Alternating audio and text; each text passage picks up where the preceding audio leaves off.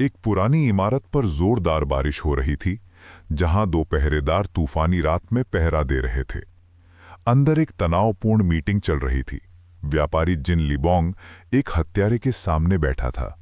लिबोंग, जिसके चेहरे पर पीड़ा झलक रही थी, ने शुरू किया। एक दुष्ट आदमी था। उसने मेरी संपत्ति और मेरी उंगलियां भी छीन ली। हत्यारे ने ध्यान से सुना जैसे लिबोंग ने आगे बोला, मुझे आपसे बदला चाहिए। जियांगहू के सबसे अच्छे हत्यारे, फैंटम के नाम से जाने जाने वाले हत्यारे ने पूछा, क्या उसके बारे में कोई खासियत है? लिबोंग ने एक पल रुकने के बाद जवाब दिया, वह सुंदर है। लिबोंग ने बताया कि मैं उससे पहली बार इत्तेफाक से मिला था। वह पहले तो साधारण लग रहा था, लेकिन सिर्फ 20 साल की उम्र में उसे सब कुछ पता था। उसने आगे कहा, 2 महीने एक साथ रहने के बाद उसने मुझे नशे में अपनी मार्शल आर्ट दिखाई। हत्यारे ने अब एक दीवार की तरफ देखा, जहां एक सांप का प्रतीक खुदा हुआ था। लिबोंग ने समझाया, उसकी मार्शल आर्ट का नाम थंडरबोल्ट स्वॉर्ड है। हत्यारे की आंखें चौड़ी हो गईं। उसने निशानों को पहचान लिया, वे कहानियां जिनके बारे में उसने सिर्फ सुना था। ये नैंगली सॉन्ग था, महान मार्शल मास्टर। लिबोंग ने जोड़ा, युद्ध के दौरान वह अब 20 साल से नहीं दिखा था। लिबोंग ने स्वीकार किया, मुझे भी पहले विश्वास नहीं हुआ। फिर उसने हत्यारे को एक पुरानी किताब दिखाई। उसने बताया कि अंत में उसने एक और आदमी की जान ले ली, जिसे मैंने उसके पीछे भेजा था। बदले में उसने मेरी संपत्ति ले ली। एक हताश विनती के साथ लिबोंग ने पूछा, कृपया उस आदमी को मार दो। हत्यारे ने काम के लिए सहमति दी। उसकी जांच उस इन में शुरू हुई जहां नैंगली सैंग ठहरा था। उसने एक नौकर से पूछा, जिसने उस आदमी की तारीफ की, वह हमारे लिए बहुत अच्छा था। यहां तक कि सराय की महिलाओं ने भी उसकी प्रशंसा की। वह बहुत उदार और सचमुच एक महान इंसान है। लेकिन एक दूसरे आदमी ने बात में शामिल होते हुए कहा, मुझे लगता है उसने किसी की उंगलियां काट दी। उसने नैंगली सैंग के जुआरियों पर सब कुछ दांव पर लगाने की बात बताई, जिससे उसे वह बेवकूफ जो हमेशा पैसे हारता है का नाम मिला। उसने एक टूर्नामेंट में भी हिस्सा लिया था। हत्यारा विरोधाभासी जानकारी से पूरी तरह भ्रमित हो गया। उसने फिर से नौकर को ढूंढा और पूछा, उसके आखिरी शब्द क्या थे? नौकर ने जवाब दिया, उसने कहा था कि वह एक अच्छी महिला की तलाश में था। नैंगली सैंग के कमरे का निरीक्षण करने पर हत्यारे ने उसे बेदाग, साफ और व्यवस्थित पाया। फिर भी उसकी तेज नजरों ने कुछ पकड़ लिया। उसे एक मैप मिला जिस पर लिखा था, हुबई पर विजय प्राप्त करो। उसे याद आया कि उस साल हुबई में 2 टूर्नामेंट होने वाले थे। जैसे ही वह इस पर विचार कर रहा था, उसने अचानक एक आवाज सुनी जिसमें पूछा जा रहा था, वह हुबई क्यों गया? उसने 3 पुरुषों के भागने की चर्चा सुनी। इससे पहले कि वह प्रतिक्रिया कर पाता, उस पर हमला कर दिया गया। 3 आदमी अब उसके सामने बैठकर चाय पी रहे थे और उसे तेज दर्द महसूस हुआ। एक दरांती ने उसका कंधा काट दिया था। एक आदमी ने चेतावनी दी, अगर तुम इसमें पड़ोगे तो सब कुछ गड़बड़ हो जाएगा। हत्यारा डर से भर गया, अपने घायल कंधे को देखते हुए। फिर एक बूढ़े आदमी ने उसे चाय ऑफर की, युवा, क्या तुम एक ग्लास लोगे? हत्यारे का दिमाग तेजी से दौड़ा। उसने 2 दरांती और भारी आभा को पहचान लिया। ये सुप्रीम डीमन एम्प्रेस थी। उसे रियलाइज हुआ कि बूढ़ा आदमी वास्तव में एक महिला थी, जिसे ट्विन डीमन स्वॉर्ड यांग के नाम से जाना जाता था। फिर उसने एक और आदमी की तलवार की म्यान पर एक परिचित ड्रैगन प्रतीक देखा। वह नैंगली सैंग था, थंडरबोल्ट स्वॉर्ड। उसने अपने मन में सवाल किया, वे एक साथ क्यों हैं? तीसरा आदमी चैन था, जिसे व्यापारी ने भेजा था, लेकिन वह भी जक लिबोंग के साथ था। हत्यारे ने खून बहते हुए पूछा, तुमने मुझे मारा क्यों नहीं? बूढ़ी महिला ने मुस्कुराते हुए जवाब दिया, हमने उससे वादा किया था कि उसकी परमिशन के बिना नहीं मारेंगे। उसने ठंडे लहजे में कहा, इसके बजाय हम तुम्हारी की और तुम्हारे पैरों की नसें खत्म कर देंगे।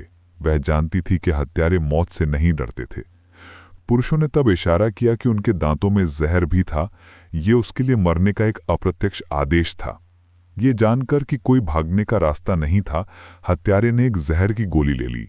अपनी आखिरी सांस के साथ उसने कहा, मैं तुमसे ईर्ष्या करता हूं, जक लिबोंग, कि तुम इतने भाग्यशाली हो कि इन मास्टरों द्वारा प्रोटेक्टेड हो। तीनों गुरुओं ने एक साथ जवाब दिया, उसे हमारी मदद की जरूरत नहीं है। दृश्य फिर ड्रामेटिकली एक सुनहरे बालों वाले आदमी की तरफ मुड़ा जिसकी पीठ पर 2 तलवारें थी। उसने जीवन लेने वाले आभा वाले हमलावरों के एक समूह का सामना किया।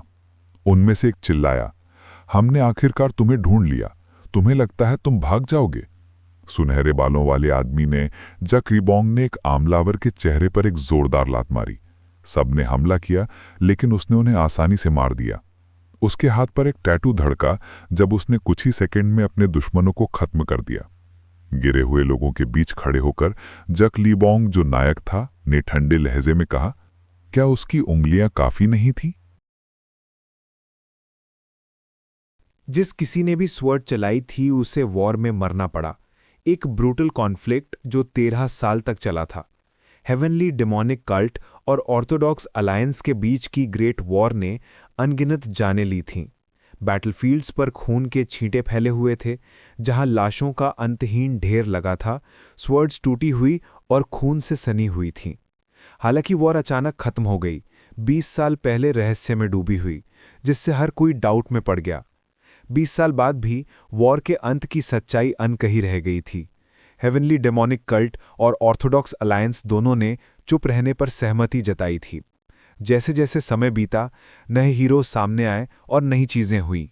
फिर भी कुछ फैमिलीज वॉर के दौरान गिर गई थीं, उनके नाम खराब हो गए या भुला दिए गए थे। एक जवान औरत जोंग चारेयन एक डेजर्ट एरिया में अपनी स्वॉर्ड का अभ्यास करती देखी गई। हवा उसके चारों ओर घूम रही थी। अपनी कोशिशों के बावजूद उसे अजीब सा लग रहा था कि वह सुधर नहीं रही है।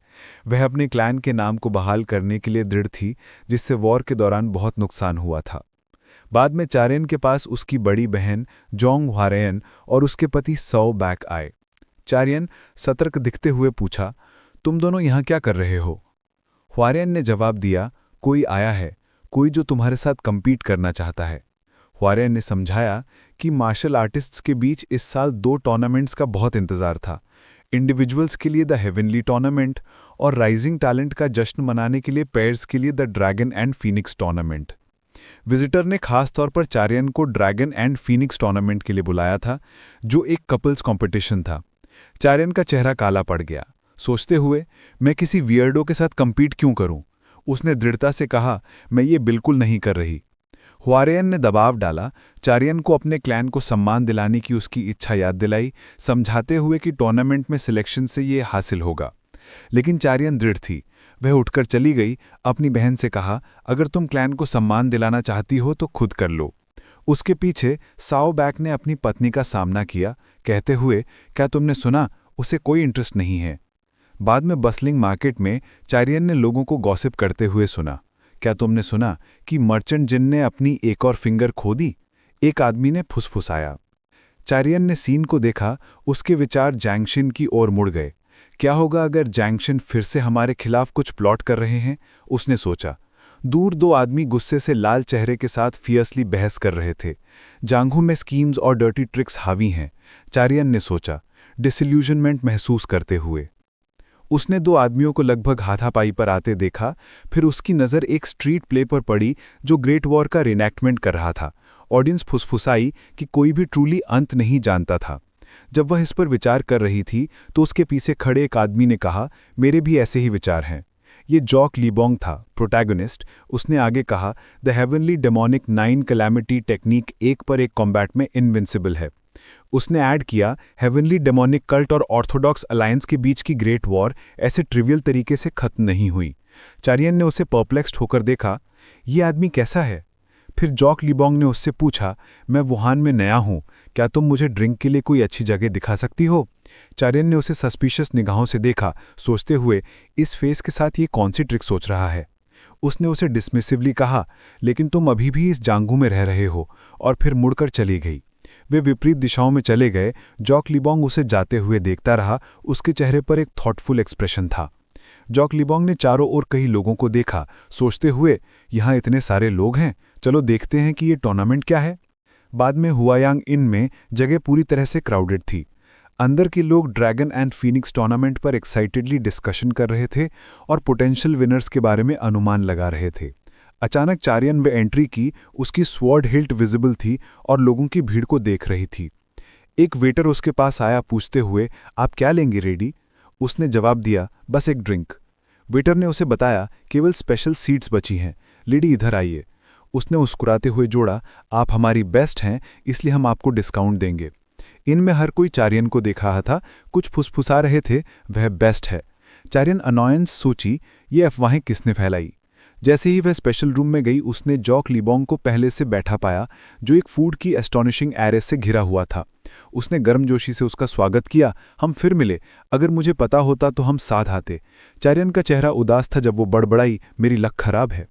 जॉक लिबोंग अभी भी अपनी टेबल की फीस्ट से खाते हुए उससे पूछा, तुम इस टूर्नामेंट में कैसे पार्टिसिपेट करती हो?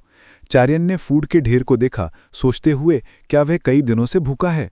फिर उसने जोर से पूछा, तुम सीरियसली पार्टिसिपेट करने की सोच रही हो? जॉक लिबोंग हंसा, बिल्कुल, वहाँ प्रिटी गर्ल्स होंगी और मेरा फेस ऐसा है जो लड़कियों को काफ़ी पसंद आता है। उसने बोस्ट किया, मैं 10 साल से ट्रैवल कर रहा हूँ और लड़कियों ने हर जगह मेरा पीछा किया है। चारियन ने सोचा, वह पहले से अलग एक्ट कर रहा है। वह उसके बारे में आगे बोला, मुझे लगता है मैं एक ब्यूटीफुल गर्ल को जानता हूँ जो इस एरिया में अच्छी है।